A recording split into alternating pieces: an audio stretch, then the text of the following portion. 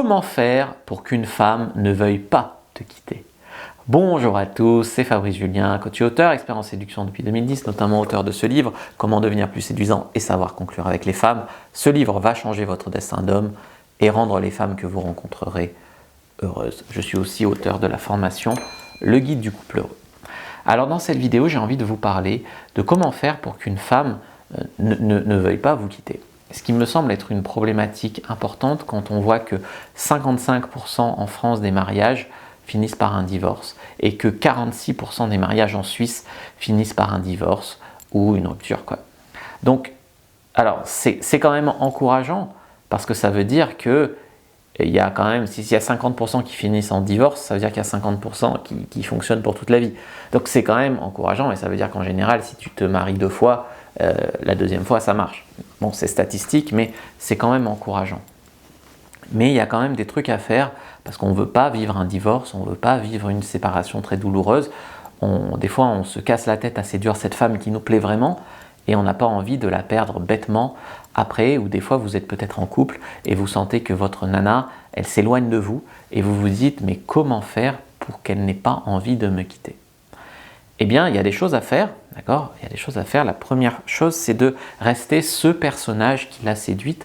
Ça ne veut pas dire qu'il faut jouer un rôle toute sa vie, mais ça veut dire qu'il y a quelque chose en vous qui l'a attiré au début, qui la faisait vibrer. Peut-être que vous aviez de l'ambition, peut-être que vous étiez confiant, déterminé, peut-être que vous aviez un haut niveau d'estime de vous, peut-être que vous aviez des idées rigolotes, vous la surpreniez, je ne sais pas, vous faisiez plein de trucs.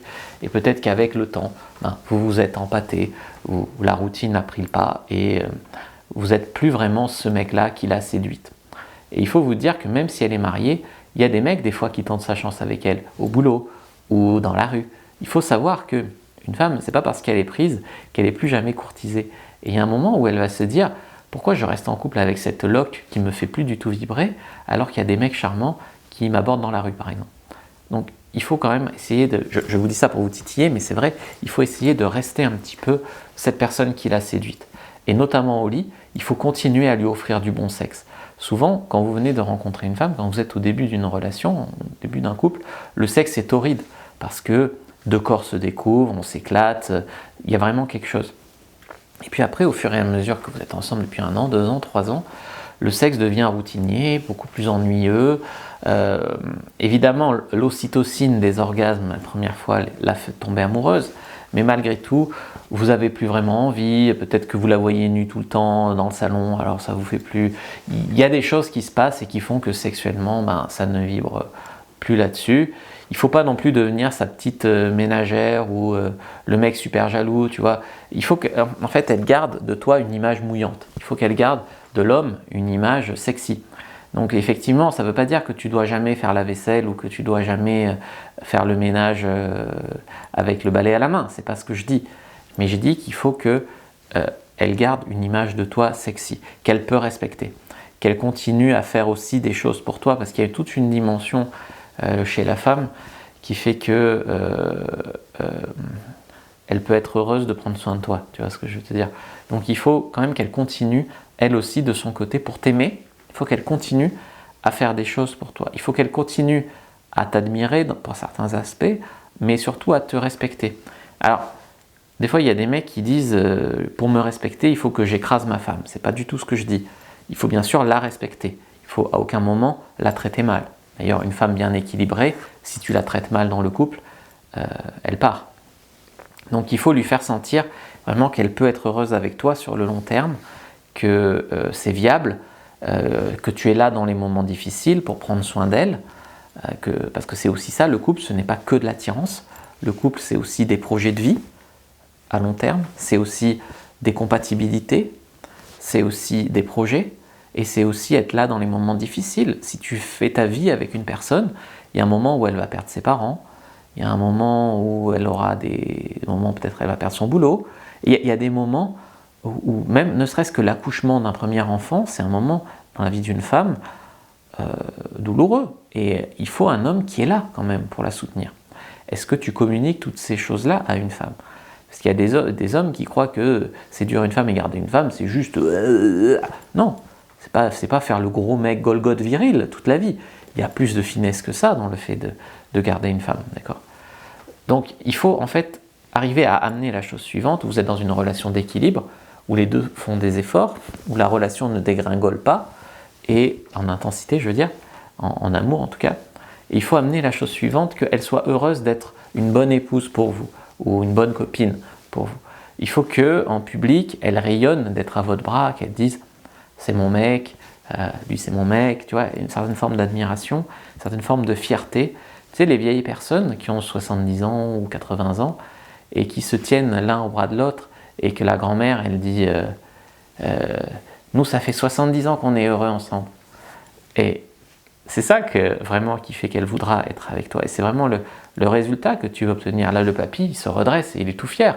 Pendant 70 ans, il a gardé sa femme heureuse. Tu vois ?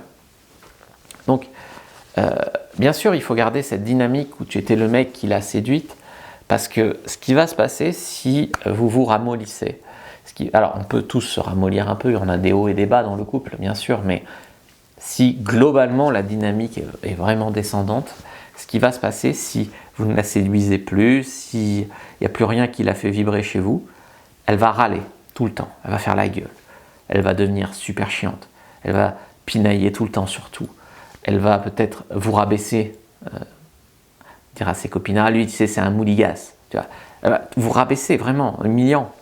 Au moment de baiser, elle ne va jamais être dispo, elle aura toujours ses règles, ou toujours mal à la tête, ou toujours ci, toujours ça. Elle ne va jamais vouloir baiser, elle va peut-être vous tromper. La dernière partie, c'est quand elle vous quitte pour prendre une pension, les enfants, etc. Et que vous restez comme un con, quoi. Donc bien sûr, il y a une part qui ne va pas dépendre de vous. La compatibilité à long terme, il y a des gens qui se mettent ensemble jeunes et qui, au bout de quelques années, s'aperçoivent qu'il y a des incompatibilités profondes entre eux. Et je veux des enfants, je veux pas d'enfants, je veux vivre à la campagne ou à la ville, je veux une maison ou un appart. Il y a des choses qui ne dépendent pas de vous, mais vous pouvez les tâter au début de la relation pour savoir si vous êtes vraiment compatible sur le long terme. Pas parce qu'une nana est belle qu'on se met en couple avec. Vous comprenez, il y a tout ce qui est compatibilité. Donc ça, c'est un peu de votre responsabilité avant de vous lancer corps et âme dans cette relation, de tâter le terrain sur les grandes compatibilités de la vie. Et puis, il y a toutes les difficultés qui peuvent venir. Comme j'ai dit, on peut faire des dépressions, traverser des deuils, les premiers enfants dans un couple qui peuvent changer la vie. Hein. Je veux dire, quand tu passes de 2 à 3, avec un petit qui crie la nuit, ou une petite qui en met partout, qu'il faut gérer la crèche, qu'il faut gérer... Ça change aussi la dynamique du couple. Il y a des couples qui explosent à ce moment-là. Il y a des couples qui se soudent aussi. Ça dépend. Et c'est comme ça aussi que vous allez travailler pour garder une femme sur le long terme. Je vous invite à lire mon livre « Comment devenir plus séduisant et savoir conclure avec les femmes ». Ce livre va changer votre destin d'homme et rendre les femmes que vous rencontrerez heureuses pour la vie. Voilà, vous pouvez aussi prendre votre fiche. Premier lien dans la description de la vidéo, lien en commentaire épinglé. Prenez-la, abonnez-vous, likez, commentez, partagez. Moi, je vous dis à bientôt et que le Dieu de la séduction soit avec vous, les amis.